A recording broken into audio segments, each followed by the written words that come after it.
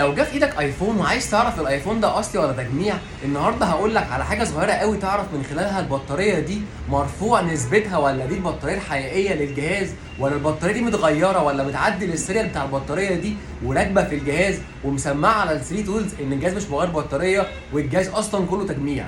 طبعا انت اترعبت دلوقتي، بس انا النهارده هقول لك على اول تريكايه ازاي تعرف الايفون التجميع من الايفون الاوريجينال من خلال اللابتوب بتاعك، وابلكيشن سهل وبسيط قوي. تعالوا تعملها ازاي. اول واهم حاجه اوعى يغرك حاله الجهاز، ان حرفيا الجهاز ما فيهوش خربوش واحد وبيلمع، حرفيا هتلاقي الجهاز بيلمع.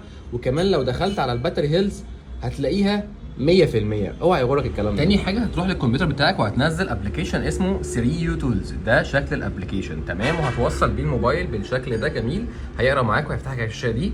هتيجي هنا وهذه هي القصه كلها. بص، اول حاجه الجهاز ده اكتيفيشن في 2019، مش طبيعي يبقى مشحون 579 مره